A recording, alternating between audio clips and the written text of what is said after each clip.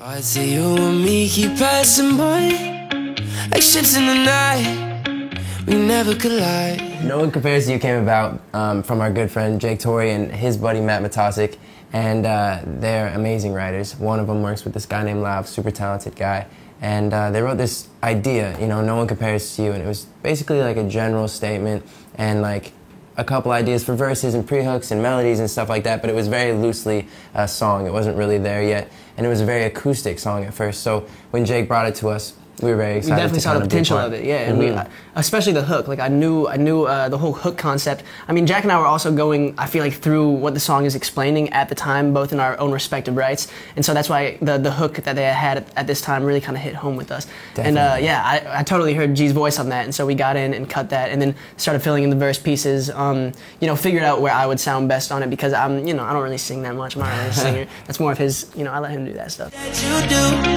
no one compares to you.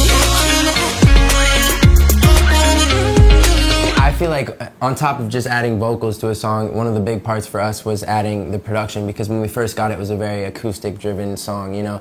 And even though it did have like the pitched voice, they knew they had the idea for the pitched voice and stuff. We knew we wanted someone who could really bring the production to like a new level, not even just acoustically, but you know, like to bring it up to like the caliber of what you would call like a Rise, you know, because we know a lot of people know us from that song now, especially over here in the UK. And so we wanted some of those, you know, elements of that song sort of referenced in it. That way, you know, when people heard this as our follow-up to Rise, they would be like, okay, I'm starting to kind of create an identity for these guys and what I hear for them musically. And even though a lot of what's coming on our project is going to be, you know, vastly different, it's all over the spectrum, but it's good to create that kind of, you know, radio mainstream identity at first to draw everybody in. And so our buddy Yusi, a great producer, we reached out to him and, you know, kind of gave him our ideas of how we wanted it to be a little more anthemic and universal. Yes. And yeah, we let him sit with it for a little bit, and we ended up hearing it back from him, and we were like, yo, he definitely brought it to that place. Yeah, it honestly was like, I think we only went back once with notes. Yeah, I don't even think, one note killed it. back. He knew exactly what to do. I mean, that's why he's just so talented and awesome to work with, but the song it was itself, honestly so fast. Yeah, it was super fast. And the song itself, though, you know, on the whole opposite side of the spectrum is, I feel like everybody, you know, has had that person that they can't shake. You know, that person that the thought of them is just always with them, just kind of, you know, creeping up over their shoulders. Right, like when you try to, you know, get close with someone else, the song can be Yeah. about anything, and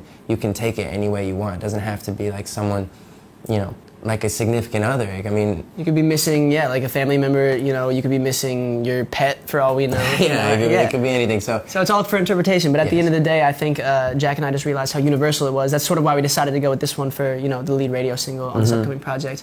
And yeah, we're excited to see how the world reacts to it once we get it out there to everyone. I just wish that somebody was you. The visual is like really cool. It's very like, it doesn't tell like the story you just want it to tell, which I like, because I don't like when music videos are just so literal and expected. It almost leaves it open, and there's really not a story being told. It's very abstract, and it's very, you know, if you haven't seen it already, if it's not out yet, the video is very kind of like aesthetically pleasing. That's what we were going for. It's like very geometric shapes.